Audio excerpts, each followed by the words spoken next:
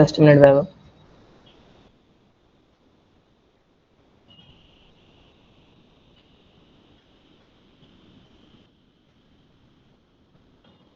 Okay, so today we are going to make a project which looks something like this.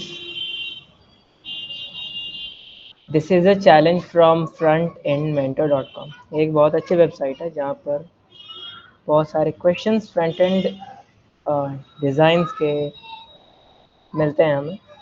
मैं यहाँ पर कुछ दिखाता हूँ.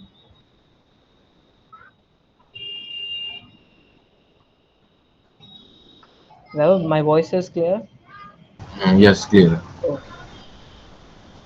So we are going to make this project. तो मैंने इस प्रोजेक्ट को ऑलरेडी स्टार्ट कर लिया है. आपको ये प्रोजेक्ट यहाँ से स्टार्ट करना होगा और देन आप कुछ इस टाइप के यूआई पर लैंड करोगे. तो यहाँ से आप अपने starter files I mean to say images वगैरह डाउनलोड कर सकते हैं.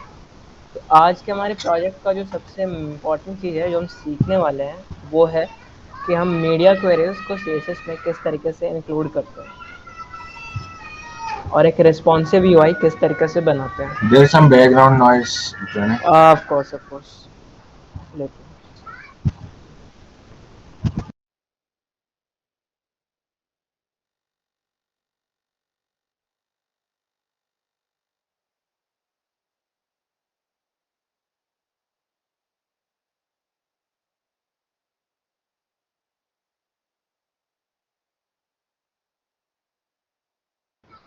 ओके. सो यहाँ से आप अपने फाइल्स को डाउनलोड कर सकते हैं. तो आज का हमारा मेन प्रोजेक्ट में हम जिस चीज़ की बात करेंगे वो है कि मीडिया क्वेरीज किस तरीके से करते हैं.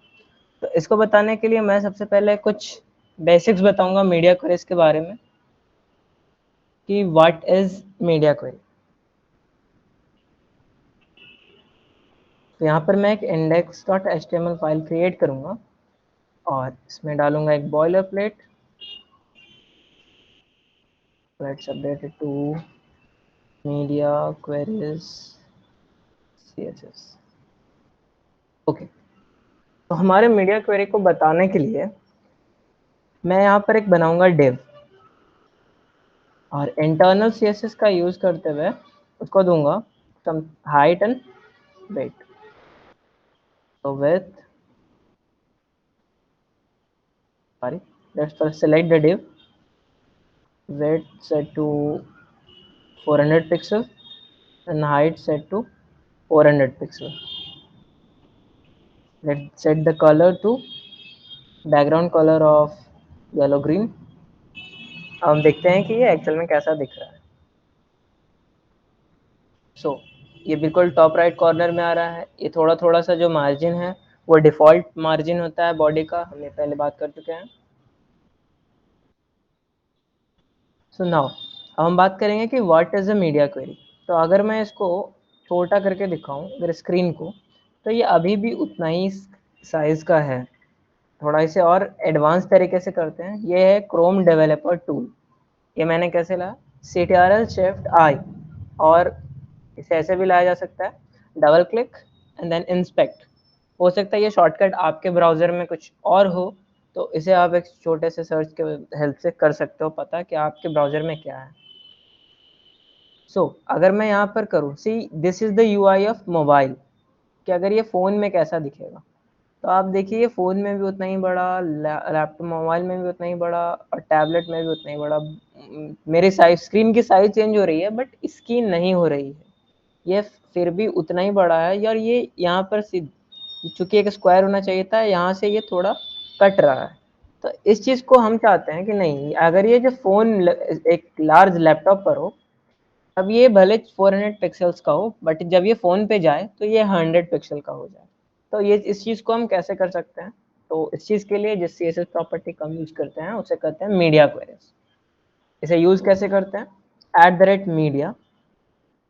उसके बाद यहाँ पर लिखते हैं max width let's say 768 pixel और यहाँ पर फिर टारगेट करेंगे डिव को. मैं भी समझाता हूँ इस प्रॉपर्टी को बिल्कुल अच्छे तरीके से.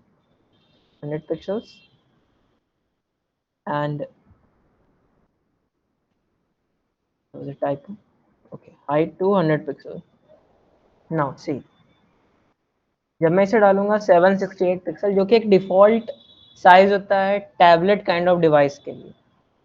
सी, ये अब छोटा हो गया। जैसे ही कि मैं इसे यहाँ पर ऐसे हिट किया, सी 760, सी हियर दिस 768, जिससे ही हिट करेगा ये छोटा हो जाएगा। So this is the magic of media queries. इसका यूज़ करते हैं हम वैसे वेबसाइट्स को बनाने के लिए जो लैपटॉप एक बड़े स्क्रीन पर कुछ और दिखता है और छोटे स्क्रीन पर उसका यूआई चेंज होता है। हल्का सा हम ट्विकिंग करते हैं ताकि वो फिट कर सके और मोबाइल डिवाइस पर भी वो उतना ही अच्छा दिख सके जितना कि हमने उसे एक लैपटॉप या फिर एक बड़े टैबलेट के डिवाइस के लिए बनाया था। तो ये था मीडिया क्वेरीज का ये वो कैसे काम करता है। अब इसके सिंटैक्स को थोड़ा अच्छे तरीके से समझते हैं। तो इतना सिंटैक्स तो ये @मीडिया। अब बात है ये मैक्स वेट और ये क्या लिखा हुआ है। ये चीज़ आई होप कि आपको समझ में आ रहा होगा कि हमने बस यहाँ पर क्या किया है, एक डिव को टारगेट किया है। एक डिव क्या है, ये डिव है अपना, इसको टारगेट करके इसको हमने 100 पिक्सल विड्थ और हाइट भी 100 पिक्सल दे दिया है, जो कि पहले क्या था 400 पिक्सल इंटू 400 पिक्सल। अब ये क्या है, सबसे हार्ड चीज़ यही होता है इस चीज़ को समझना, क्योंकि अभी तो आपने ये देखा कि ये जब बड़ा से छोटा हो रहा था तो इसका साइज बदल रहा है। हम ऐसा भी बना सकते हैं, अगर ये छोटा से बड़ा हो तो उसका साइज बदले। लेट्स से मैं इसको एक देता हूँ एक एलिमेंट, मैं h1 टैग देता हूँ, इसके अंदर लिखता हूँ वेब डेव, आ जाता हूँ, इसको साइज देता हूँ फॉन्ट साइज 5 em एक यूनिट होता है साइजिंग देने का। और इस मीडिया क्वेरी में आता हूँ, और नहीं, इसको दूसरे मीडिया क्वेरी से करना होगा एक्चुअली, क्योंकि हम क्या चाहते हैं, जब हम छोटे से, ये है कि छोटे से स्क्रीन पर भी इतना ही है और बड़े से स्क्रीन पर भी उतना ही होगा। Let change it to 2 em। और इसे हम क्या चाहते हैं, ये बड़ा हो। जब हम इसे बड़े स्क्रीन पर जाएं तो ये 2 em से 5 em चेंज हो जाए। Just opposite to what we were doing previously what we are doing, जब हम बड़े से छोटे स्क्रीन पर जा रहे थे तब चेंजेस हो रहे थे। यहाँ पर क्या होगा, जब हम छोटे से बड़े स्क्रीन पर जाएंगे तब चेंजेस हो रहे होंगे। इसे कैसे कर सकते हैं, इसे करते हैं मिनिमम विड्थ से। Minimum width set to 768 pixel and let's set the h1 to what font size 5 am। now see the break point of 768, क्योंकि ये 768 से ज़्यादा था, ये क्या हो गया है 5 am। But as soon as I will go to the 768 pixel, ये चूंकि हुआ नहीं, क्योंकि यहाँ पर क्या ये मांग रहा है, ये 768 मिनिमम होगा तो इतना हो जाएगा। इट मीन्स मिनिमम हो रहा है, इससे मतलब से थोड़ा सा कम। अगर मैं यहाँ पर एक नीचे जाऊँ, सी ये अब चेंज होकर वापस क्या आ चुका है 2 em पर। तो ये इन दोनों में डिफरेंस यही है कि एक जो है बड़े से छोटे स्क्रीन पर जाने में चेंज हो रहा है, दूसरा क्या है छोटे से बड़े स्क्रीन पर जाने में चेंज हो रहा है। So this is all about media queries. Max width जब हम बड़े से छोटे पर जाते हैं, मिनिमम विड्थ जब हम छोटे से बड़े पर जाते हैं। एंड ऑफ कोर्स कि हम एक से ज़्यादा मीडिया क्वेरीज लगा सकते हैं, ऐसे कि मैंने यहाँ पर 2 तरीके के मीडिया क्वेरीज लगाए हैं। आपका मन है कि नहीं, मैं क्या करूँगा, लैपटॉप वाले स्क्रीन के लिए अलग से स्टाइल करूँगा, जो कि नॉर्मली डिफ़ॉल्ट हम करते हैं। फिर टैबलेट के स्क्रीन के लिए अलग से डिफाइन करूँगा बहुत सारे प्रॉपर्टीज जिनको चेंज करना बनता है, जैसे कि कुछ फॉन्ट साइज। बड़े स्क्रीन पर जाहिर सा बात है कि बड़ा साइज होना चाहिए, बट टैबलेट पर थोड़ा छोटा होना चाहिए, फोन पर उससे भी छोटा होना चाहिए। तो हम 2 बार मीडिया क्वेरीज लगाएंगे। एक बार मैक्सिमम वेट 768 पिक्सल रखेंगे ताकि वो टैबलेट काइंड ऑफ स्क्रीन को टारगेट करेगा, और वहां पर हम जितना भी फॉन्ट साइज रखना चाहे वो रख सकते हैं। उसके बाद हम किसको टारगेट करेंगे, थोड़ा छोटा I mean width, let's say 400 pixel target करेंगे, मैक्स विड्थ 400 पिक्सल। वो किसको टारगेट करेगा, जो phone kind of mobile devices होते हैं, आई मीन स्मॉल डिवाइसेस होते हैं, उनको टारगेट करेगा। जयनंदन पुष्पा का एक क्वेश्चन आया कि ये कलर पेज में भी इफेक्ट करेगा। कलर पेज मैं समझा नहीं, थोड़ा क्लियरली बोलोगे जयनंदन प्लीज? अनम्यूट करके पूछ सकते हो तुम। जो आपने अभी वहां पास भैया, जो आपने अभी वहां पास कलर किया है उसमें भी इफेक्ट पड़ेगा उसकी साइज के साथ, जिस तरह आपने अभी फॉन्ट में साइज डाला है तो वो भी उसके साथ जिस भी प्रॉपर्टी को आप चेंज करेंगे वो सब चेंज हो जाएंगे। एक बार प्रणय कलर चेंज करके दिखा दे। अगर मैं कलर पहले रखता हूँ रेड, बैग, हाँ या तो ये कलर ही रहेगा, आई मीन सॉरी रेड ही रहेगा हर डिवाइस पर। सी मैं किसी भी डिवाइस पर चेक करूँ वो क्या है, रेडी है। बट अगर मैं इसे चेंज कर दूँ, let's say colour set to yellow, तो अब ये क्या होगा, सी ये क्या था 768 पिक्सल से बड़ा था, तो ये क्या हो गया, येलो हो गया। अगर ये भैया मैं ये पूछ रहा हूँ, जो आपने ये ग्रीन कलर का ये जो पिक्चर डाली है, इसको ओके, पूछ रहा हूँ, जैसे आप फॉन्ट को चेंज करेंगे तो इसमें भी इफेक्ट पड़ेगा, जैसे आपने नो मीडिया नो में नो देखा। नो नो नो, ये जो है मैंने क्या डाला है, बैकग्राउंड। इस चीज को समझो, background is different from colour. Colour का यूज होता है जहां ये मैंने जो कलर दिया यहाँ पे फॉन्ट साइज को चेंज कर, आई मीन फॉन्ट कलर को चेंज करने के लिए। बैकग्राउंड का यूज होता है उसके पूरे बैकग्राउंड को चेंज करने के लिए। तो अगर मैं कलर दूंगा तो वो चेंज नहीं होगा। जैसे कि अगर मैं दे दूं यहाँ पर let's colour set to something like green, ये तो ग्रीन पता नहीं चलेगा, येलो ग्रीन पर व्हाइट। ओके, तो अभी तो कोई टेक्स्ट था नहीं, मैं यहाँ पर कुछ टेक्स्ट डालूंगा, लेट से प्रणय। तो ये देखो छोटा सा आ रहा है, बट ये क्या आ रहा है, व्हाइट आ रहा है। तो मैंने कलर किसको दिया, कलर क्या दिया, व्हाइट दिया। वो किसको गया, इस फॉन्ट को गया। येलो ग्रीन किसको दिया, मैंने बैकग्राउंड को दिया। वो किधर आया, बैकग्राउंड को आया, वो इस टेक्स्ट को नहीं आया। आई होप कि ये वाला कॉन्सेप्ट क्लियर हो गया होगा, या जो डाउट था। आप डाउट। क्वेश्चन पूछ सकते हो, क्योंकि हम बस रिकॉर्ड कर रहे हैं अपने यूट्यूब चैनल के लिए। कोई तो आज तो कोई ज्वाइन ही नहीं कर रहा है। भैया मैं ये पूछ रहा था, जिस तरह आप उसको हाइट दिए, जो आपने बैकग्राउंड डाला उसको हाइट दिए, 768 पिक्सल दिए, तो फॉन्ट को भी दिए हैं, तो वो दोनों के साथ इफेक्ट करेगा या फिर एक को ही इफेक्ट जिस भी करेगा? एलिमेंट पर आपने वो लगाया ना, केवल उस पे ही इफेक्ट करेगा। जैसे हमने H1 सेलेक्टर यूज किया है ना, तो वो केवल H1 की फॉन्ट साइज बदलेगी। देखो हमने यहाँ पर लाइन नंबर 25 में, देखो सॉरी 24 में डिव यूज किया है। लाइन नंबर 31 में हमने H1 का यूज किया है, तो वो केवल उसी एलिमेंट को इफेक्ट करेगा। ठीक है भैया, हो गया। ठीक। तो चलते हैं हम अपने प्रोजेक्ट की ओर। ये था बेसिक इंट्रोडक्शन की ये कैसे काम करते हैं, आई मीन मीडिया क्वेरीज किस तरीके से काम करते हैं। तो अब हम करते हैं इसको close, let get started to our project.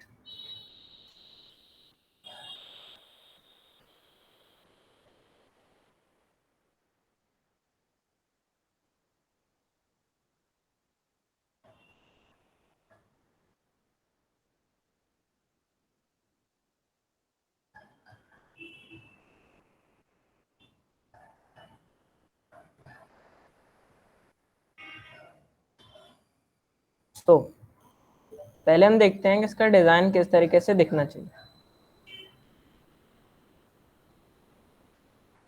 So let's get to our project folder, that is web dev tutorial intro section. Okay, so this is our actual design। कुछ ऐसा दिखना चाहिए हमारा आज का प्रोजेक्ट। तो इसको हम क्या करेंगे, पहले सिंपल सर्कल्स और स्क्वायर्स में डिवाइड करेंगे। अब ये थोड़ा सा मैं यहाँ पे बस क्लियर कर दूं, ये जो इमेज है ये पूरा इमेज है।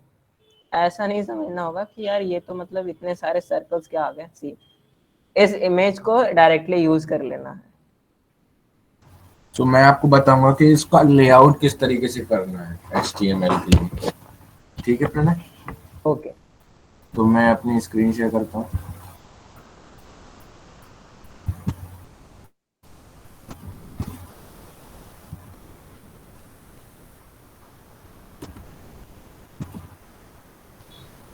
दिख रही है प्रणय?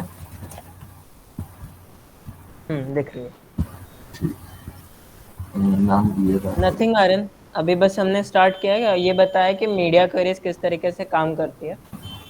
इस प्रोजेक्ट में हम बेसिकली उसी का यूज करने वाले हैं। तो मैं एक बोर्ड तो खोल। अगर मिस भी कर दिया तो कोई बात नहीं, हम अभी सीख लेंगे।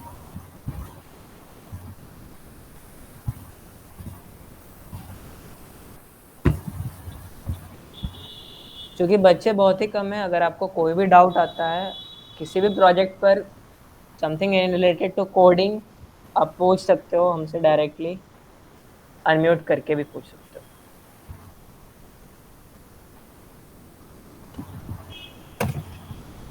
ओके, सो सबसे पहले हमको एक स्क्रीन बना लेते हैं जिससे कि हमको आइडिया रहे कि किस तरीके से लेआउट करेंगे। उसके लिए मैं सबसे पहले एक स्क्रीन बनाता हूँ। तो सपोज ये हमारी स्क्रीन है, राइट।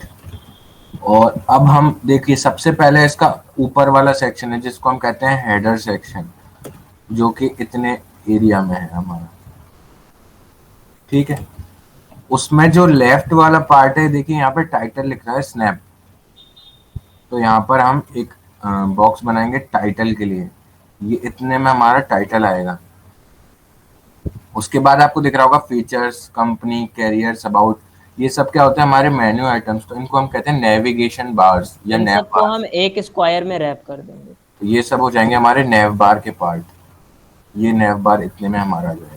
नैव बार मतलब वही होता है, एक ऐसा बार नेविगेशन, जो कि पूरे नेविगेशन को कंटेन करे। और ये साइड में हमको ये 2 बटन लगाने हैं। तो बेसिकली इनको हम एक बटन रैपर में रैप कर देंगे ताकि हमें पता चल सके यहाँ पर 2 बटन। ये 2 बटन यहाँ पे लग जाएंगे। अब ये इस साइड में हमको एक इमेज चाहिए,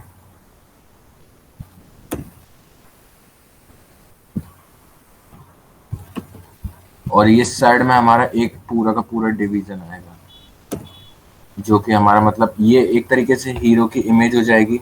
हीरो बेसिकली मतलब इंट्रो पेज की इमेज। हीरो मतलब मैंने जैसे पहले ही बताया था, हीरो क्या होता है, सबसे आगे खड़ा रहता है। तो जिस भी वेबसाइट के जो सबसे आगे जो चीज रहता है उसे क्या बोला जाता है, हीरो। ये और जस्ट एक कन्वेंशन है, नेमिंग कन्वेंशन है। You can change it as you wish. किसी भी इमेज को अगर आपको मतलब डिनोट करना है आपको अपने लेआउट में, तो उसको एक क्रॉस से डिनोट करते हैं। इसे बेसिकली कहा जाता है वायर फ्रेमिंग में हम इस तरीके से करते हैं। तो यहाँ पर हमारी इमेज आएगी, उसके साथ में हमारा एक हेडिंग आएगी जिसमें लिख रहा है मेक रिमोट वर्क। तो बेसिकली वो इतने में हमारी आ जाएगी। ये एक रफ आइडिया के लिए होता है कि हमको करना क्या है। फिर एक हमारा पैराग्राफ टैग आ जाएगा इसके नीचे।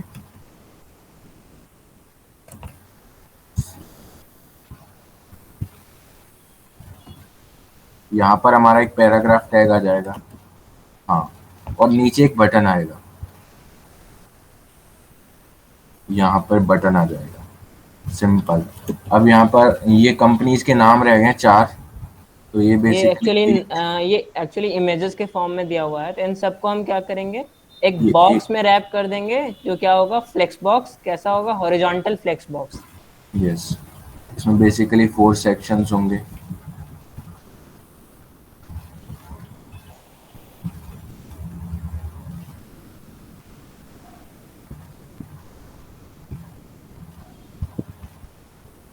इस तरीके से हमको अपने सेक्शंस बना लेंगे।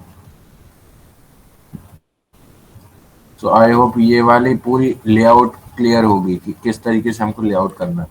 और कुछ इसमें शायद नहीं है, हमको केवल इतना ही बनाना है। बस ये होगा ये कि ड्रॉप डाउन वाली फीचर्स हम बाद में डिस्कस करेंगे कि ये कैसे काम करता है। इसको हो सकता है अभी हम कल या परसों में डिस्कस करेंगे कि ड्रॉप डाउन फीचर कैसे डालें। और ये मोबाइल में थोड़ा ऐसा दिखना चाहिए। तो बेसिकली मोबाइल में क्या होगा ये भी डिस्कस कर लेते हैं अभी। तो मैं एक मोबाइल के लिए स्क्रीन बना देता हूँ।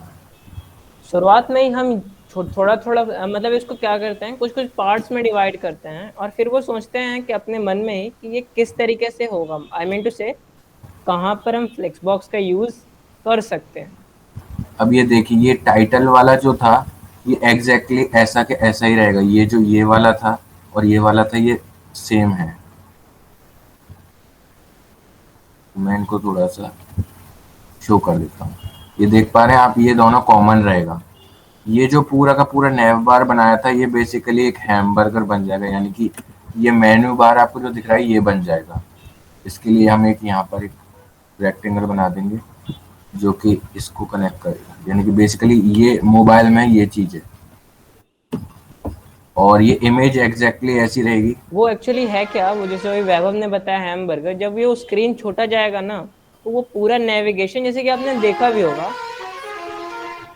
फोन्स में क्या होता है कि वो बस छोटा सा एक बटन होता है, जब उस पर आप क्लिक करते हो तो वहां पर ऑप्शंस धीरे से पेज पर आ जाते हैं, तो हम एक एनिमेशन के साथ या फिर कुछ स्लाइड इफेक्ट्स के साथ आ जाते हैं। ये तो इमेज ये है इसलिए क्या? जस्ट मिनट, ये बस इसलिए कहता है क्योंकि उतने सारे मेन्यू आइटम्स को एक छोटे से लाइन में घुसाना पॉसिबल नहीं है। उसके लिए हम एक सेकंड अप्रोच अपनाते हैं, इसी को कहा जाता है रिस्पॉन्सिवनेस। एंड सी ये वाला जो आपकी इमेज है ये हमारी एग्जैक्टली इस साइड में ऊपर आ जाएगी। इसके लिए एक हम प्रॉपर्टी का यूज करेंगे। ये पूरा का पूरा जो देखिए हमारा लेफ्ट में था ना पहले, वो इसके नीचे आ जाएगा। तो बेसिकली मैं इसको क्या करता हूँ, डुप्लीकेट कर लेता हूँ।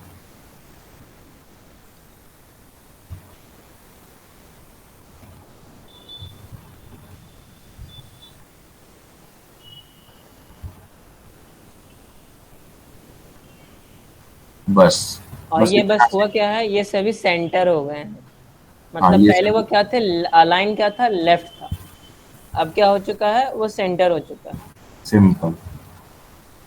ये आपको लेआउट समझ आई? ये पूरा बॉक्स इस एक तरीके से इससे बन जाएगा। एक मिनट बस। तो ये हमारा कि हमको कैसा मोबाइल में बनाना है और हमको उन्हीं एलिमेंट्स को किस तरीके से यूज करना है अपने मोबाइल में। मतलब पीसी और लैपटॉप के लिए हमको अलग अलग वेबसाइट बनाने की जरूरत नहीं है, पीसी और मोबाइल सॉरी।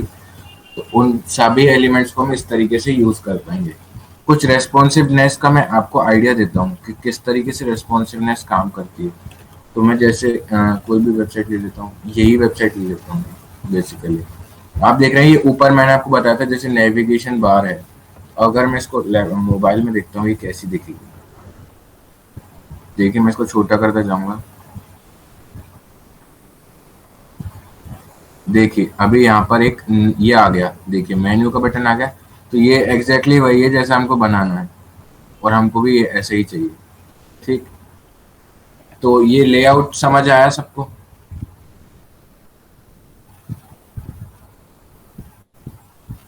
नहीं, अलग अलग डिवाइस के लिए बेसिकली हमको उसको इस तरीके से मोल्ड कर देना है HTML एलिमेंट्स को कि वो हर एक में अच्छे लगेंगे CSS की मदद से। तो इसमें किसी को डाउट है लेआउट कैसे एक्चुअली करना? वैभव ये कहना चाहता है कि अगर तुम एक छोटे से लैपटॉप में देखो और एक थोड़े से बड़े लैपटॉप पर देखो, तो वो काइंड ऑफ सिमिलर होगा। उसी तरीके से मिड रेंज ऑफ टैबलेट्स जो होते, मतलब मिड रेंज डिवाइस होते हैं जैसे कि टैबलेट्स, तो उस पर कुछ एक अलग डिज़ाइन हो और फोन के लिए कुछ अलग डिज़ाइन हो। तो बेसिकली हमें कितना डिज़ाइन चाहिए होगा, 3 डिज़ाइन चाहिए होगा। और अगर आप किसी बड़े प्रोजेक्ट पर काम करते हैं ना तो फिर आपको हर एक डिजाइन को हर एक डिवाइस के लिए बनाना पड़ता है। तो वो तो खैर बड़े लेवल की बात हो जाती है। अभी आपको फर्स्ट क्या फोकस करना है कि आप मोबाइल और लैपटॉप्स को फोकस कर पाए, क्योंकि एबंडेंस में वो हैं। टैबलेट बेसिकली ज़्यादा नंबर में होते नहीं है। और वो टैबलेट्स में आजकल क्या फीचर आता है कि वो अपने लैपटॉप वाले मोड को मतलब एडॉप्ट कर लेते हैं। तो लैपटॉप में जैसी वो दिखती है वेबसाइट वैसी ही वो टैबलेट में भी दिखने लग जाती है। तो अभी उसको इतना ध्यान में देने की जरूरत नहीं है। बाकी आगे भी हम सीखेंगे कि टैबलेट में उसको कैसे रेस्पॉन्सिव बनाना है। तो स्टार्ट फिर कीजिए छोटे से चीज़ से और फिर उसको एक्सपैंड करेंगे ज़्यादातर चीज़ों के लिए। So so let's Pranay, start with the project. yes.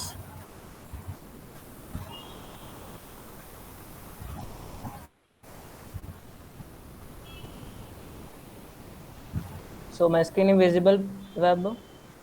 Not yet. Okay, is it now? I think you should check the chat. Actually my laptop has हाँ मतलब हैंग हो गई। Okay, Yeah, so it's visible. Okay okay.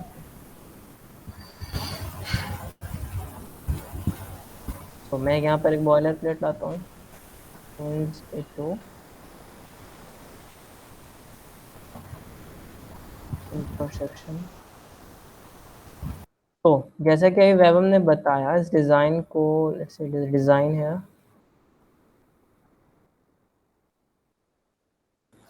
सबसे पहले ऊपर में है एक हेडर। HTML में एक जैसे कि अभी आपने div देखा होगा, एक चीज होती है हेडर। ये भी बिल्कुल सिमिलर टू div है, बट इसका एक नाम दे दिया गया है। क्या?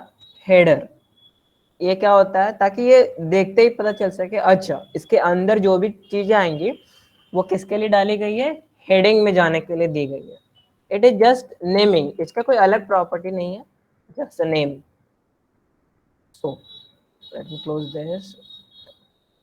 ये हैव एन हेडिंग, वहां पर क्या है, एक एक्चुअल हेडिंग है, मतलब अपना लोगो है, स्नैप लिखा हुआ, फिर नैप बार है और फिर कुछ button. So let's create the HTML। First H1 tag, इसके अंदर क्या आ जाएगा अपना स्नैप। फिर क्या है, फिर है अपना नेविगेशन। सो नेविगेशन के लिए एक होती है नैव, जैसे कि अभी आपने हेडर देखा ना, उसी तरीके से ये क्या है, नैव। नैव बस डिवीजन का एक दूसरा नाम दे दिया गया है, जिसके अंदर वो एलिमेंट्स आएंगे जिनको कि हम नेविगेशन बनाने के लिए यूज करेंगे। एक्चुअली इन सभी चीजों को हम एक स्पेशल नाम देते हैं, इन सबको कहते हैं हम सिमेंटिक नेमिंग।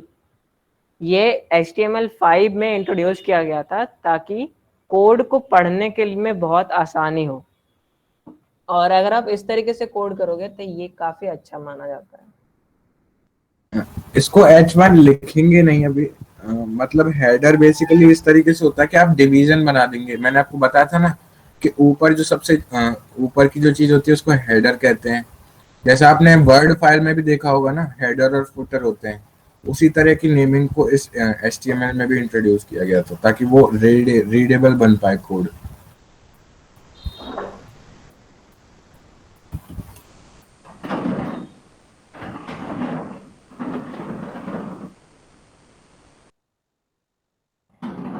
मैंने यहाँ पर क्या दिया है, एक अनऑर्डर्ड लिस्ट, और उसके अंदर 4 अपने लिस्ट के बाद में करूंगा 2 बटन। पहला बटन क्या है, उसका क्लास दूंगा लॉगिन, और उसके अंदर टाइप भी करूंगा login. Let's copy this button, और दूसरे वाले बटन का मैं नाम दूंगा sign up, it's register, let's name it to register. Class basically कुछ भी दे सकते हो आप, इट्स ऑन यू कि आप क्या देना चाहते हो। इनकी डेव में रैपिंग कर देना है ना, ताकि वो okay, it's a good idea.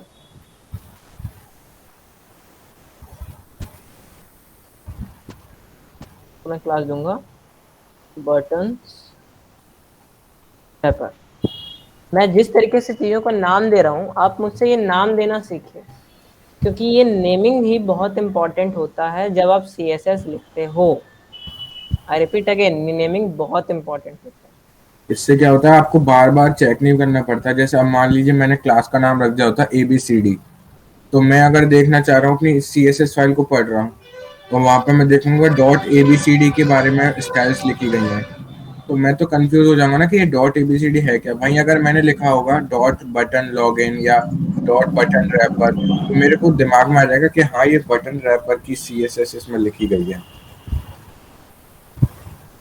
अब हम क्या करेंगे, गूगल फॉन्ट पर जाएंगे और इस फॉन्ट को वहां से लेकर के आएंगे। ये फॉन्ट क्या है, एपिलॉग। तो मैं अपने पहले के फॉन्ट्स हटाता हूँ, ये मैंने पिछले प्रोजेक्ट के लिए यहाँ पर लिया था। Okay okay, this was epilogue selected. हमें किन किन वेट्स के फॉन्ट को सिलेक्ट करना है। बेसिकली यहाँ पर बहुत सारे वेट्स होते हैं, हमें कुछ ही वेट का काम होता है। तो यहाँ पर दे रखा है, ये बेसिकली डिजाइन स्टाइल गाइड है जो इस प्रोजेक्ट के टेम्पलेट के साथ आपको मिलता है, 500 एंड 700। तो हम सेलेक्ट करते हैं वेयर इज द 500, 500 एंड 700। यहाँ पर ये सेलेक्ट हो चुका है। ये होता है इम्पोर्ट। ये इतने पार्ट को हम कॉपी करेंगे, जाएंगे और स्टाइल CSS में ऐड कर देंगे। ये क्या था, फॉन्ट को लाने के लिए, क्योंकि सारे फॉन्ट्स हमारे सिस्टम में होते नहीं है, तो टेम्पोरली हम क्या करते हैं, उनको इंटरनेट के हेल्प से लोड करते हैं। तो उसके लिए एक लिंक डालना पड़ता है, वो ये लिंक होता है। अब हम कुछ डालेंगे यहाँ पर वेरिएबल्स। मैंने कल बताया था कि वेरिएबल्स किस तरीके से, नहीं, वैभव ने बताया था कि वेरिएबल्स का यूज हम किस तरीके से करते हैं। और कोलोन रूट का मतलब होता है जहां पर हम अपने वेरिएबल को डिफाइन करते हैं। CSS चूंकि एक एक्चुअल प्रोग्रामिंग लैंग्वेज नहीं है, यहाँ पर वेरिएबल्स, उनके मतलब, उनके डेफिनेशन, उनका यूज बिल्कुल ही डिफरेंट होता है। यहाँ पर हम डिफाइन करेंगे फॉन्ट फैमिली 1, और ये बेसिकली क्या है, एपिलॉग।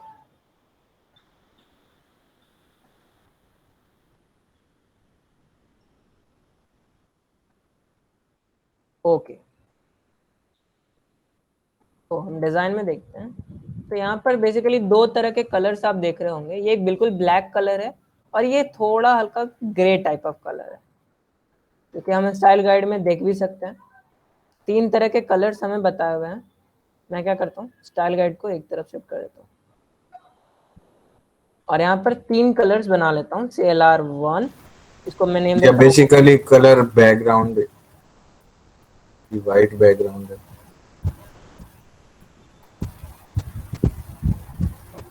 वैसे ये आपकी चॉइस होती है कि आपको अपने वेरिएबल्स को नेम क्या करना है, हाँ, ये बिल्कुल आप पर होता है। पर ये मैं जनरली प्रेफरेबल होता समझ, है कि वो आप अपनी रीडेबिलिटी या अंडरस्टैंडिंग के लिए अकॉर्डिंग रखें। हाँ लेकिन एक चीज ध्यान रखिएगा, कलर्स का नेमिंग, आई मीन वेरिएबल का नेमिंग ऐसा नहीं कि CLR ब्लू, क्योंकि हो सकता है ये बाद में स्टाइल चेंज गाइड करके ब्लू को ऑरेंज कर दो तो आपको वेरिएबल का नाम बदलना पड़ जाए, तब फिर तो यार बात तो वही हो गई। तो सुपर। नाम इस तरीके से ही दीजिए कि वो अच्छे से समझ में आ जाए। सो जैनंदन कुशवाहा ने पूछा है कि भैया हम लोगों को कहाँ से मिलेगा स्टाइल गाइड। तो ये फ्रंट एंड मेंटर वेबसाइट पर जितने भी प्रोजेक्ट हैं, आप जब इनकी स्टार्टर फाइल को डाउनलोड करेंगे ना, तो उन सब में ये स्टाइल गाइड मिलती है। बाकी अगर आप खुद का कोई प्रोजेक्ट बना रहे हैं तो वो तो ऑब्वियस है कि आपको अपनी खुद की CSS और अपनी खुद की स्टाइल्स यूज करनी पड़ेंगी, खुद का लेआउट तैयार करना पड़ेगा। ठीक।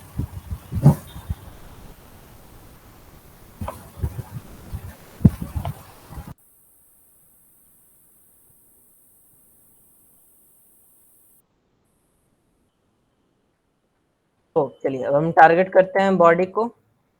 उससे पहले सबसे इम्पोर्टेंट काम वो होता है कि हम इन सारे एलिमेंट को एक बार सेलेक्ट करें और जो प्री डिफॉल्ट मार्जिन होता है उसे हटा दें।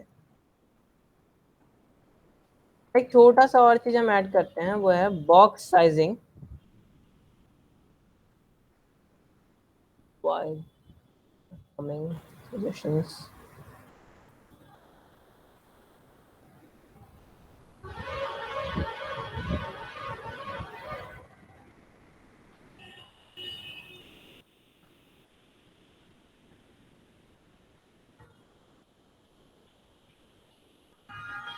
यहाँ पर हम लिंक करते हैं अपने CSS को, जो कि मैं भूल ही गया था।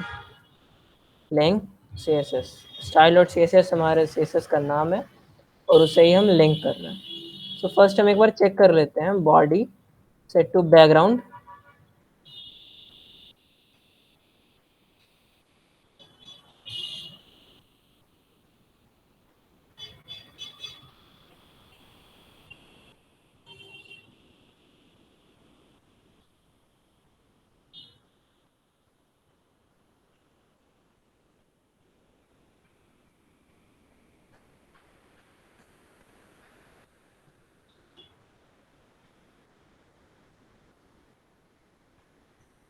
Let's run this file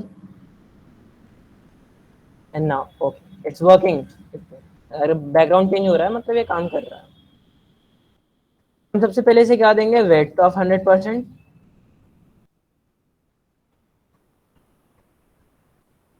weight of 100%, height of not 100%, you have to set minimum height to 100 VH. Let's set the font size to 16 pixel. हम बाद में चेंज भी कर सकते हैं जिस भी एलिमेंट का चेंज करना। तो ये हो गया हमारा बेसिक हेडर जो कि कम्प्लीटली CSS लेस है। तो इसे हम चेंज करेंगे और इसको CSS के साथ देखेंगे किस तरीके से ये काम करेगा।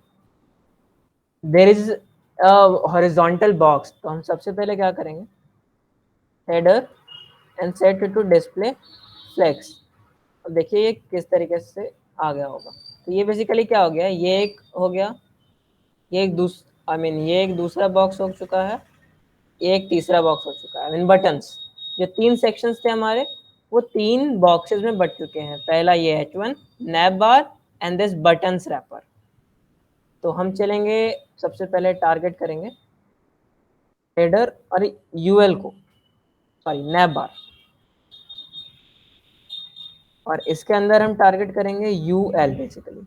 और इसका ये जो दिख रहा है ये मुझे नहीं चाहिए, ये जो आगे में इसके मार्कर्स आ रहे होते हैं बुलेट्स, वो मुझे नहीं चाहिए। तो एक ये प्रॉपर्टी होता है list style set to null, इससे ये इसके मार्कर्स हट जाते हैं।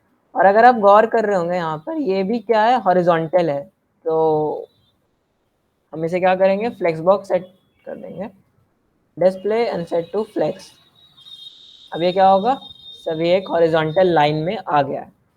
तो इसको सबसे पहले क्या करना चाहिए, सबको सेपरेट करके उनके बैकग्राउंड्स अलग अलग कर देना चाहिए। ये एक मेरा ट्रिक है लेकिन मैं करता हूँ ताकि मुझे पता चल सके कौन सा एलिमेंट, उसका डायमेंशंस एक्सटेंट कहाँ तक जा रहा है। इसको थोड़ा कम कर देते हैं। तो ये इतना कवर कर रहा है, ये कितना कवर कर रहा है,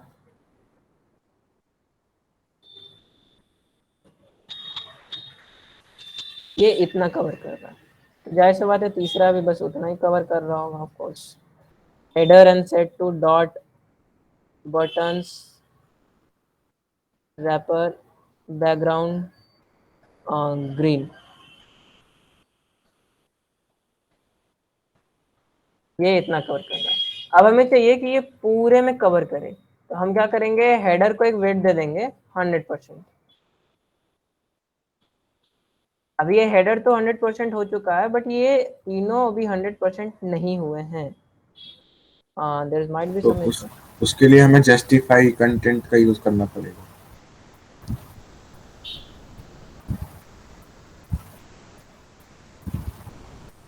स्पेस पे। यस। अब ये सब भी अपने अपने जगह पर जा चुके हैं जैसा कि हम चाहते थे। अब तो इसमें देखिए बेसिकली कि हमको अपने स्नैप और ये नेविगेशन बार को एक ही डिव में रैप करना पड़ेगा ताकि वो एक साइड में ना रहे। No actually I have an another idea. See, हो सकता है कि एक प्रॉब्लम को सॉल्व करने के लिए एक से ज़्यादा सॉल्यूशंस अवेलेबल हों। तो देखिए कि ये मैं किस तरीके से करता हूँ। मैं इसको करता हूँ रिमूव, और एक मैजिक देखिए CSS का, margin left set to 2 EM and margin right set to auto. ये वर्क नहीं कर रहा है, there might be some issue, वो काम कर जाएगा थोड़ी देर में।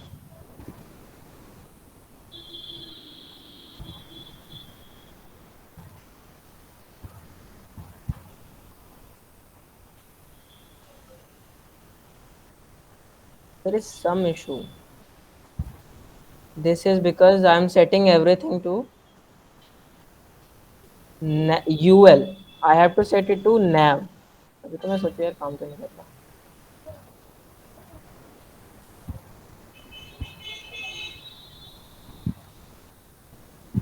Now it's working fine. अब यहाँ पर क्या आ गया, ये छोटा सा डिफरेंस जो हमें चाहिए था और ये एक बड़ा सा डिफरेंस जो इधर चाहिए था, और हम इसे देते हैं एक पैडिंग प्रणय पूरे। ये रजिस्टर की स्पेलिंग कुछ ज्यादा ही गलत है।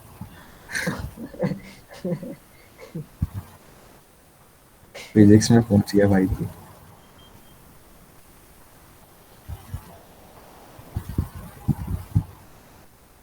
आज एग्जाम था ना फिजिक्स का, याद नहीं तो। तो एक पैडिंग देते हैं यहाँ पर। पैडिंग कहाँ देंगे, हेडर में देंगे, क्योंकि ये पैडिंग क्या होता है, बॉक्स के अंदर आता है। कल वैभव ने आपको बताया था कि पैडिंग और मार्जिन में क्या डिफरेंस होता है। पैडिंग ऊपर और नीचे आएगी 1 M और left right they will be 2 M। Check करते हैं, हाँ ये सही लग रहा है। अब हम थोड़ा गौर करें, ये थोड़ा छोटा है, तो let's set it height, I mean उसका फॉन्ट साइज सेट करते हैं। Font size let's set to 1.5 EM। Check it, now it's fine, but there is one more problem. हमने क्या किया है, font font family family send नहीं किया है, तो चेंज इट टू। कल मैंने FF। वैभव ने आपको बताया था कि जब वेरिएबल्स को इंक्लूड करना होता है कैसे करते हैं, जस्ट यहाँ पर डबल ये करते हैं और ये कर देते हैं। अगर ऐसा नहीं आए तो फिर आपको variable slash I mean dash dash और वेरिएबल का नाम आपको टाइप खुद से करना होता है, शॉर्टकट ये होता है। अब ये सभी किस फॉन्ट फैमिली में आ चुका है जिसको हमने इंक्लूड किया था। प्रणय स्नैप का एस भी छोटा होगा। हाँ, तो इसको हम एक दूसरे तरीके से छोटा करेंगे। एक प्रॉपर्टी होती है टेक्स्ट ट्रांसफॉर्म, इससे हम टू क्या कर लोअर सकते हैं, केस। किसी भी चीज को अपर केस कर सकते हैं। तो ये अभी अपर केस हो गया है।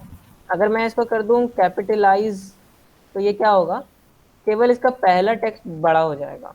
और इसको अगर मैं कर दूं अपर केस, अब क्या हो जाएगा सब, I mean sorry upper case तो वो बड़ा ही हो जाएगा ना, लोअर केस। मैंने नीचे वाले में देना है, ऑल्ट डाउन। वो सभी को कर दे रहा था नहीं। हाँ, अब ये सही दिख रहा है, फाइन। अब हमको करना है इन सबको, देखो ये अपने एक तरीके से अलाइंड नहीं है, कोई थोड़ा सा ऊपर है, कोई थोड़ा सा नीचे है, तो इन सबको थोड़ा ऊपर नीचे, ये इसको ठीक करने के लिए हम यूज करेंगे अलाइन आइटम सेंटर का अपने हेडर में। तो पहले ये फॉन्ट वेट को सेट कर लेते हैं।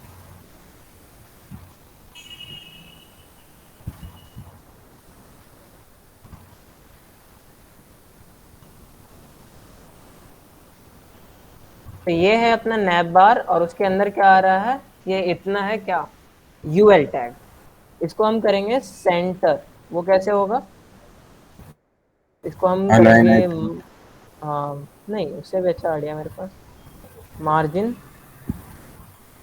To auto. It's not working क्योंकि हमने यहाँ पर एक हाइट फिक्स नहीं किया।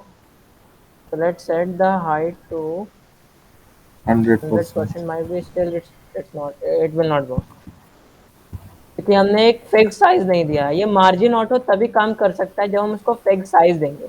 यहाँ पर जो हमने किया था, मार्जिन लेफ्ट 2em और मार्जिन राइट ऑटो, ये मार्जिन लेफ्ट देने से ये छोटा सा गैप आया था, और राइट देने से ये भाई साहब पीछे, मार्जिन राइट ऑटो देने से ये भाई साहब पूरी तरीके से उधर चले गए। ये कब काम कर रहा था, जब हमने इसको इसको यहाँ पर एक फिक्स्ड वेट दे दिया था 100%, लेकिन हाइट हमने कहीं पर नहीं दिया है। अगर आप गौर करें, क्यों, हाइट हो सकता है ये छोटा, ये मतलब ये वेरिएबल हाइट है। तो अब इस प्रॉब्लम को हम कैसे टैकल करेंगे, with the help of display flex. Display flex, क्योंकि नैव के अंदर केवल एक ही चाइल्ड है, और वो क्या है, सी नैव, इसके अंदर बस एक ही चाइल्ड है, वो क्या है, यूएल। उसके भले दो चार चाइल्ड अलग हैं, लेकिन ये बस एक ही चाइल्ड है, तो ये क्या एक ही प्रॉपर्टी होगा। बट अब ये क्या हो चुका है, सेंटर हो चुका है। क्यों, फ्लेक्स के साथ मार्जिन ऑटो काम करने लगता है। अब ये देखिए, ये भी बीच में आ चुका है, और अब इसको भी हम टारगेट करते हैं। लेट्स, इसको भी हम क्या करते हैं, डिस्प्ले फ्लेक्स, और फ्लेक्स के मदद से भी हम उसको सेंटर कर सकते हैं। उसमें था लाइन आइटम सेंटर सी। अब ये भी क्या हो चुका है, सेंटर। तो यहाँ पर मैंने दो तरीके से आपको सेंटर करना बताया, मार्जिन ऑटो से कैसे करते हैं, और अलाइन आइटम्स और फ्लेक्स की हेल्प से कैसे करते हैं। इन चीजों को आप ध्यान रखिए। अब यूएल के बीच में मैं क्या करूंगा, एक गैप दूंगा, गैप ऑफ 1 em, ताकि इन सभी के बीच में थोड़ा थोड़ा गैप आ सके। Let's compare with our image, I mean actual image. ये क्या है, इन सभी का साइज बहुत ही छोटा है, तो let the size of these things set to small. हम यहीं पर दे देंगे, क्योंकि हम यूएल के अंदर लिस्ट है, उनको भी टारगेट कर सकते हैं कुछ इस तरीके से लिखकर, header then nav then UL then LI. But it's okay अगर हम यहीं पर फॉन्ट साइज उनके चेंज कर, पेरेंट को भी अगर हम देंगे तो वो सारे चाइल्ड पर अप्लाई हो जाएगा। ऑफ कोर्स वो बिल्कुल अप्लाई होगा।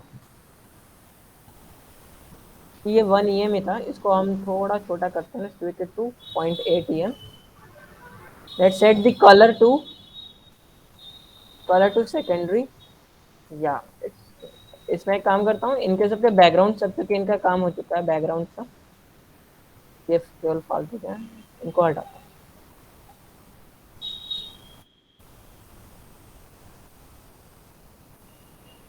Now it's working. अब मैं इसमें स्नैप व्हाट, स्नैप का फॉन्ट वेट थोड़ा ज्यादा करने वाला था तू, पर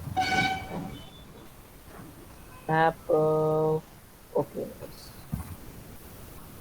मैंने इसका सेट किया था।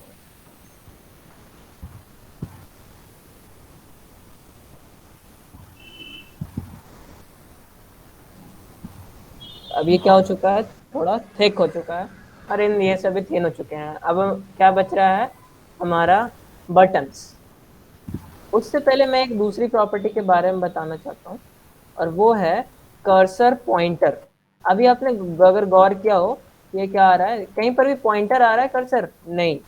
अगर मैं यहाँ पर जाता हूँ, लेट्स से समथिंग, क्रॉस वाला बटन है जो या मैं। सी है, ये देखिए, ये सभी पर पॉइंटर, ये देखिए, नाउ दिस इज एक simple pointer, now this is a cursor pointer.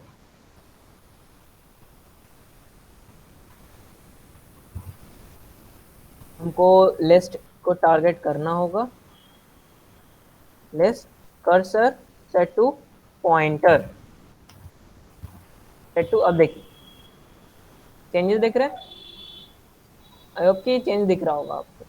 अब इसमें मैं एक प्रॉपर्टी बताता हूँ, वो है header nav uli and hover. इसका डायरेक्ट आप इसको ये काम देखिए कि किस तरीके से काम करता है, उसके बाद आपको समझ में आएगा कि ये है क्या। Let's set colour to try, see I hope कि डिफरेंस दिख रहा हो, मतलब बहुत ही कम डिफरेंस है, क्योंकि हमने कलर्स, बट ये कितना कूल लग रहा है यार। हम जिसको होवर कर रहे हैं वो उसका कलर जो है वो चेंज कर रहा है, तो केवल वही चेंज कर रहा है जिसको होवर कर रहे हैं, एक अदर्स तरीके से रिस्पॉन्स मिल रहा है कि हाँ, मतलब क्लाइंट को, यूजर को भी पता चलेगा कि मैं इस पर अवर कर पा रहा हूँ। अब हम अपने बटन्स को स्टाइल करते हैं, इंडिविजुअल बटन्स को स्टाइल। और बेसिकली प्रणय, ये लाइन नंबर 59 में ना कॉमा लगा के बटन ही लिख दे, कर्सर पॉइंटर वाली प्रॉपर्टी उस पर भी आ जाएगी। Line number 59 comma button.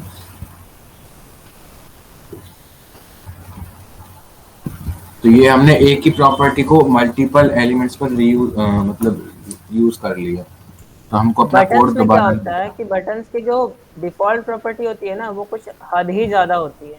सी ये बिल्कुल अच्छी नहीं लगती है मुझे, ना ही किसी को भी।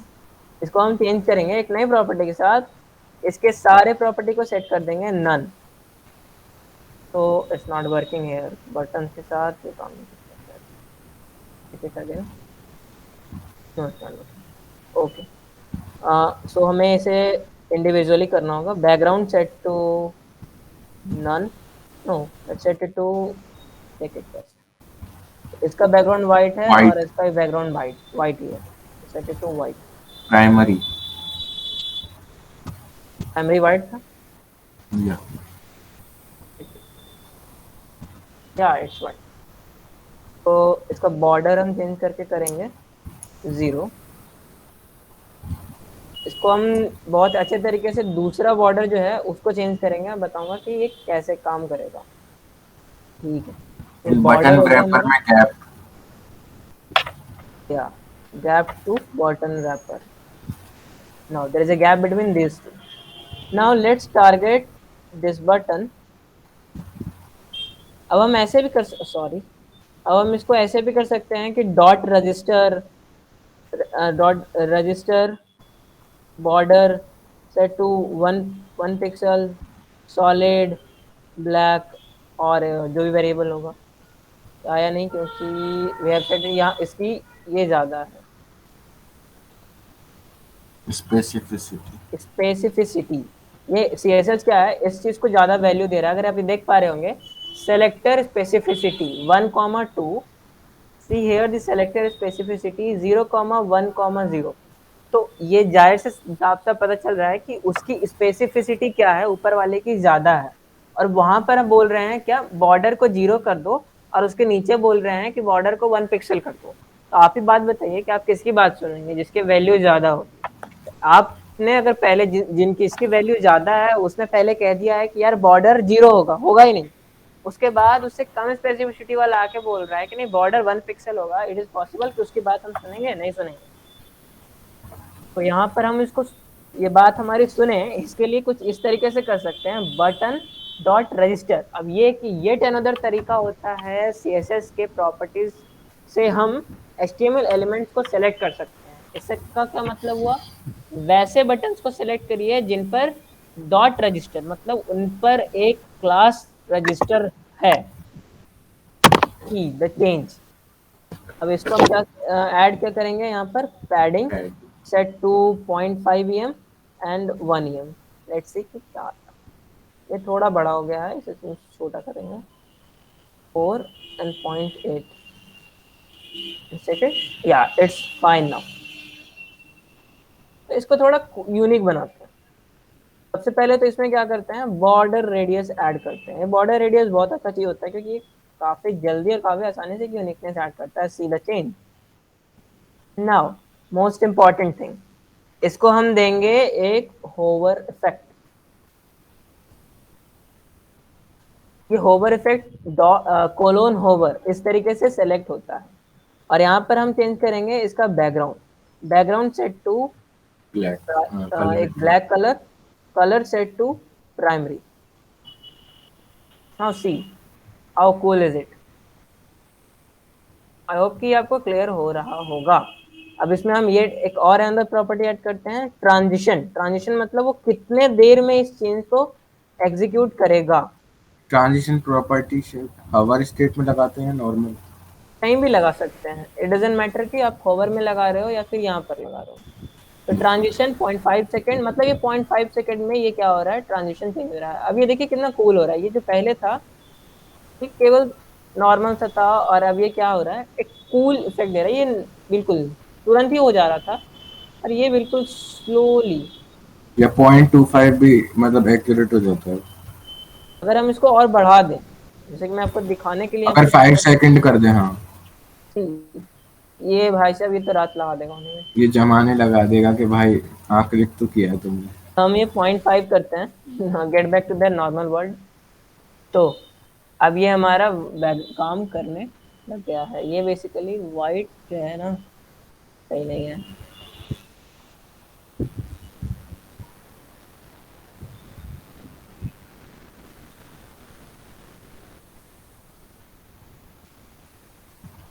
Okay now it's good. ये हो क्या रहा था, इसके पीछे हल्का सा एक वाइट आ रहा था। तो अब ये हमारा तैयार हो चुका है नैब बार एक लैपटॉप स्क्रीन के लिए। अब इसको टेस्ट करते हैं कि ये छोटे स्क्रीन के लिए कैसा दिख रहा होगा। तो ये लैपटॉप, सी यहाँ का आपको लैपटॉप लिखा दिख रहा है, यहाँ पर आप देखिएगा लैपटॉप। लैपटॉप 1024 पिक्सल, ये एक डिफॉल्ट होता है 1024 पिक्सल, जो कि लैपटॉप के स्क्रीन के लिए होता है। अगर हम थोड़ा छोटा जाते हैं फॉर टैबलेट, अभी भी ये सही दिख रहा है, कुछ प्रॉब्लम नहीं है, कुछ टूटा फूटा नहीं है स्क्रीन पर। But let's go to mobile large. अब ये कितना कंजस्टेड हो चुका है, अबाउट और लॉगिन अबाउट टू कोलाइड है, तो ये सही नहीं है मोबाइल के लिए भाई साहब। ये तो आप तो मतलब पूरी तरीके मिलन से हो गया इनका। ये बिल्कुल बेकार हो चुका है। इसको हम कैसे सही कर सकते हैं, दिस इज ऑल अबाउट कि रिस्पॉन्सिवनेस कैसे बनाया जाता है। सबसे सिंपल तरीका वो क्या है कि जब ये मोबाइल डिवाइस की ओर जाएगा, हम क्या करेंगे, इस नैव बार को ही हाइड कर देंगे। इस नैव बार को क्या कर देंगे, हाइड कर देंगे। @media मैक्स वेट, अगर याद हो मैक्स वेट, जब हम बड़े से छोटे स्क्रीन के लिए जाते हैं हम लिखते हैं max width 768 pixel and header and nav and display set to none. None मतलब कुछ नहीं। जैसे ही हम छोटे से स्क्रीन के लिए जाएंगे, ये कुछ ज्यादा छोटा होगा, टैबलेट गायब। अब ये क्या था ना, ये इससे स्टिक हो चुका है क्योंकि इसके उधर जो है एक प्रॉपर्टी नहीं लगी थी मार्जिन लेफ्ट ऑटो की। इसको हम सही करते हैं। सबसे पहले तो वो कैसे सही करेंगे, बटन्स रैपर में जाएंगे और ML। Margin left to auto. Auto spelling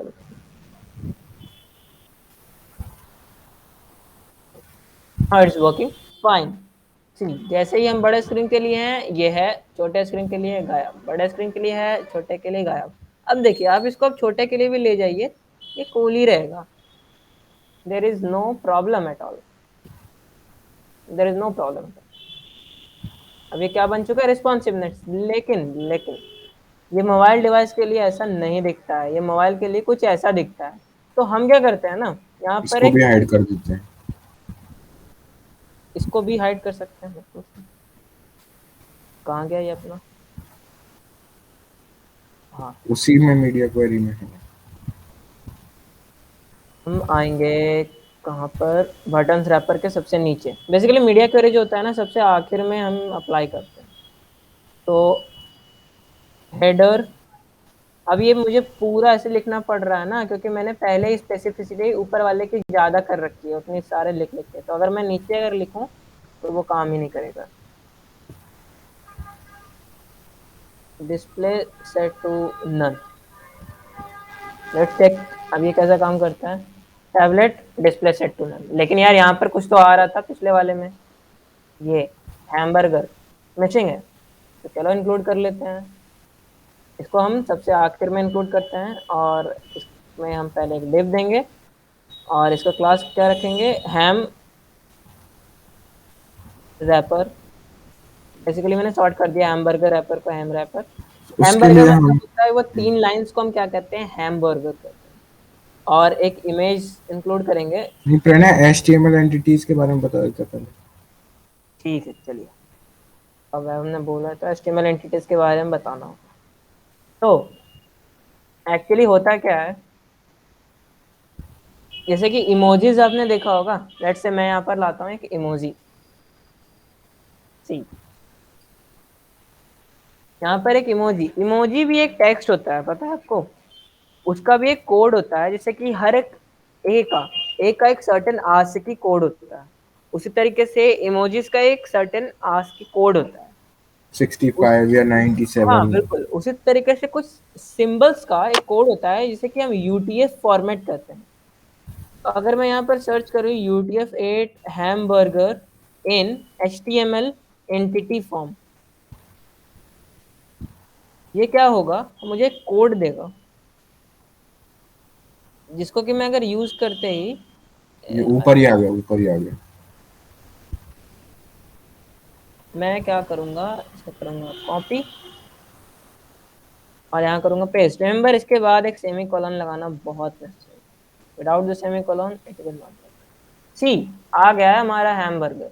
अब हमने क्या किया, एक लाइन, एक ये क्या है ना, एक कैरेक्टर समझिए आप इसको। ABCD कैसे लिखते हो, सिमिलर टू दिस। ये क्या है, एक कैरेक्टर नहीं, एक हैमबर्गर है। हमें क्या एक लंबा सा इमेज का लाइन नहीं लिखना पड़ा और बहुत सारे आ गए। अगर आप गूगल पे आके सर्च करोगे तो बहुत सारे ऐसे सिंबल्स ऑलरेडी प्रेजेंट है। Left arrow, right arrow, top arrow, sun, moon, this kinds of small small जो सिंबल्स, जो जनरल पर्पस सिंबल्स होते हैं, इनके कोड जो होते हैं वो अवेलेबल होते हैं। और सिमिलर इस तरीके से आप यहाँ पर लाकर इसको यूज कर सकते हो। और बहुत लोगों को ये बात पता नहीं होती, वो केवल इमेज को यूज करते हैं। हाँ इवन मुझे जबकि ये भी ये बहुत, आज पता चला। तो ये देखिए इससे कितनी मतलब सहूलियत हो जाती है एक तरीके से, कि अब मान लीजिए आपको कहीं मेन्यू ढूंढना पड़ता, अगर हमारे पास ये इमेज ना भी होती तो हमको ही ढूंढना पड़ता। वहीं इसमें क्या हुआ, एक लाइन हमने ऐड करी और इससे हमको ये मिल गया। तो ये मतलब बहुत अच्छा लगा मेरे को ये फीचर। मैंने इसको भी सेट कर दिया margin left set to auto. But एक प्रॉब्लम है यार। प्रॉब्लम क्या है, ये है, ये यहाँ पर क्यों आ रहा है, लैपटॉप वाले में तो ये नहीं आना चाहिए था। तो हम यहाँ पर क्या कर देंगे, सेट टू डिस्प्ले नन। तो जब ये छोटे स्क्रीन पर आएगा, मतलब header dot ham wrapper display set back to flex या फिर कुछ भी, अब क्या होगा, आ गया अपना hamburger. But there is still a problem, क्या वो सेंटर नहीं है। इस चीज को ध्यान रखिए कि वो जरूरी नहीं है कि हर चीज सेंटर हो। जी, ये सेंटर नहीं है, तो इसको सेंटर हम कैसे कर सकते हैं। अलाइन आइटम सेंटर से of course, in line number 1809।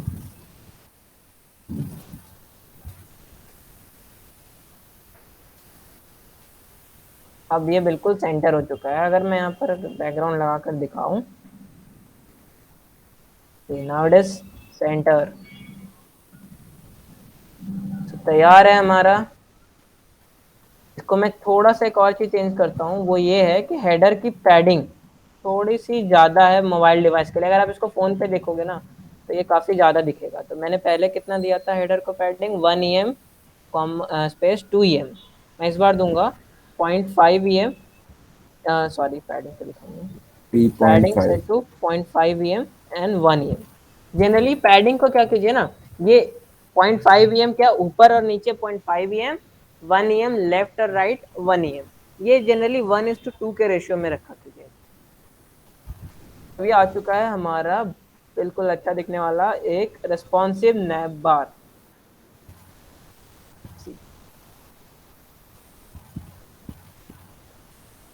अभी बिल्कुल अच्छे तरीके से काम कर रहा है, कोई भी इशू नहीं आ रही है। एक छोटा सा इशू और आ गया है, क्या, इसको कर्सर हम पॉइंटर देना होगा। Now it's cut. अब इसमें अगर आप एक चीज ध्यान दीजिएगा, जब इसको हम क्लिक करेंगे तो कुछ इस टाइप का एक आना चाहिए, बट ये अभी ये नहीं आ रहा है। इसको हम सीखेंगे बाद में, जब हम जावास्क्रिप्ट सीखेंगे ना, तो हम सीखेंगे कि हम इस फीचर को कैसे ला सकते हैं। तो आज का क्लास हम यहाँ पर खत्म करते हैं। आज हमने क्या सीखा, रिस्पॉन्सिवनेस कैसे इंक्लूड किया जाता है। एक रिस्पॉन्सिव नैप बार हमने बनाया, सोचा तो था हमने कि आज ये प्रोजेक्ट पूरा बनाएंगे, बट कोई बात नहीं, हमारा मेन एम था एक रिस्पॉन्सिवनेस करके दिखाना। आगे की चीज हमने कल भी बताई थी किस तरीके से की जाती है। कल हम इस प्रोजेक्ट को कंप्लीट करेंगे। आज के लिए हम यहाँ पर खत्म करते हैं इस क्लास को। अगर आप डार्क मोड पूछ रहा है आर्यन वो, इसके लिए एक बेसिकली एक शॉर्टकट होता है। डार्क मोड आर्यन आपके लिए एक सीक्रेट है, जब हम सीखेंगे जावास्क्रिप्ट, तो मैं आपको सबसे सिंपल एक तरीका बताऊंगा कि डार्क मोड कैसे इंप्लीमेंट किया जाता है, और मैं कसम से बोल सकता हूँ एक लाइन का कोड से डार्क मोड आ जाएगा, बस एक लाइन का कोड से। तो ये आज का project very JavaScript soon, CSS के वेरी बाद सुन बस Aryan, JavaScript. Very soon. Probably within 2 to 3 days we will start the JavaScript, क्योंकि हमारा CSS जो है ना मोर देन इनफ कंप्लीट हो चुका है। अब ये आप पे है, आप जो है ना छोटे मोटे प्रोजेक्ट्स को खुद से बनाना शुरू कीजिए। फ्रंट एंड मेंटोर पर जाइए, वहां से प्रोजेक्ट बनाइए। यूट्यूब पर जाइए, बहुत सारे ट्यूटोरियल्स हैं, उनको देखिए, उनके प्रोजेक्ट को देखिए, खुद से अटेम्प्ट कीजिए, उसके बाद उनके सॉल्यूशन देखिए। इससे आप सीखेंगे कि किस तरीके से बनाया जाता है। और आई एक होप। और प्रोजेक्ट है जिसको मैं अपने व्हाट्सएप ग्रुप पर शेयर कर दूंगा। भाई वीकेंड्स के दिन ऑफ रखना, हाँ ठीक है, वीकेंड पर ऑफ रहेगा, सैटरडे संडे हमारा ऑफ रहेगा। तो ठीक है, अगर आज का कोई डाउट्स है तो आप पूछ सकते हो। अनम्यूट करके पूछ सकते हो thank you doubt. For joining the session, Aryan and Jayanandan. And Shubham. Okay, I will upload it to my GitHub, और आपको मेरे गिटहब पर जाना होगा। ये आपका छोटा सा टास्क भी है कि किस तरीके से आपको गिटहब से कैसे कोड देखा जाता है, ये भी आपको पता चलेगा। मैं एक बार लिंक कॉपी करके आपको दे देता हूँ अपने गिटहब प्रोफाइल पे। एक बार प्रणय कमेंट भी कर देना उस कोड को हाँ अगर रेपो हो तो। मैं कमिट कर दूंगा एक रेपोजिटरी बनाकर, ताकि अच्छा आप ठीक है। आर्यन देख सके वहाँ से code, या फिर कोई भी देख सके। अरे यार ये बच्चे। तो अगर किसी को कोई भी डाउट हो तो आप अनम्यूट करके पूछ सकते हो, और क्लास कैसी लगी ये भी बता सकते हो। अपने दोस्तों को बोलिए, अगर आपके कोई दोस्त है और इंटरेस्टेड है प्रोजेक्ट्स बनाने में, वेब डेवलपमेंट से रिलेटेड सीखने में, तो इस क्लास को ज्वाइन करें। ठीक है, आप सेशन को लीव कर सकते हैं।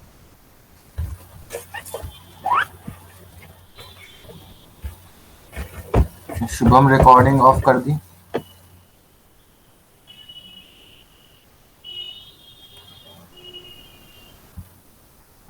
रेपो किस नाम से है? चलो मैं आपके सामने बना के दिखाता हूँ। मैं जाऊंगा एक न्यू रेपो पे और इसको नाम दूंगा intro page,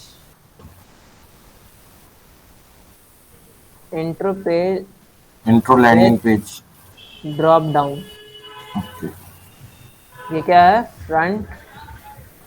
and front end mentor challenge,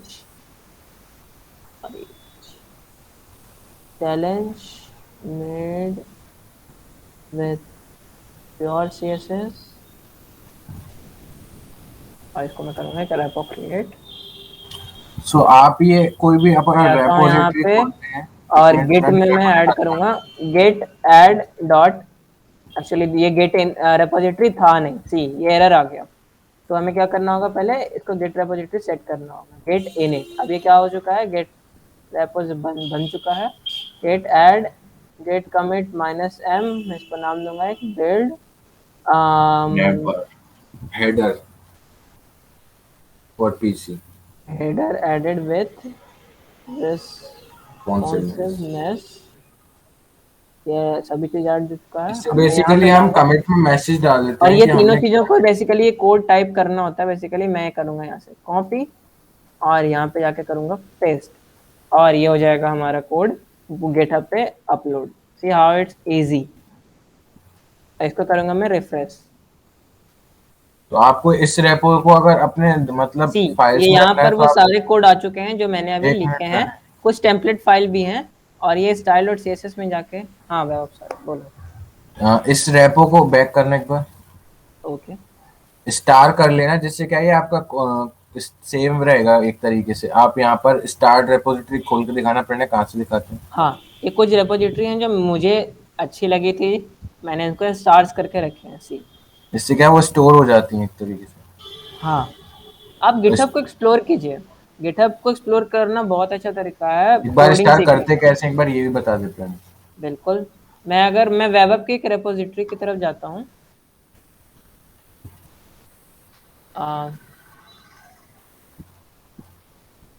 वैभव वैभव सी, ये आ गया अपना वैभव। मैं इसकी एक रेपो की तरफ जाऊंगा, और इसके सारे रेपोजिटरी जितने भी हैं वो अब यहाँ पर लिस्टेड है। सी ये इसका एक रेपोजिटरी है, शो अशो। ये बहुत ही अच्छा प्रोजेक्ट था जो वैभव ने सीखा था। सैस सैस एक चीज होता है जो CSS विद सुपर पावर्स। मैं इसको करूंगा स्टार, ये यहाँ से स्टार। अब देखिए मैं वापस जाके देखूंगा अपने स्टार्स में, योर स्टार्स, और यहाँ आ चुका है वैभव का रेपो।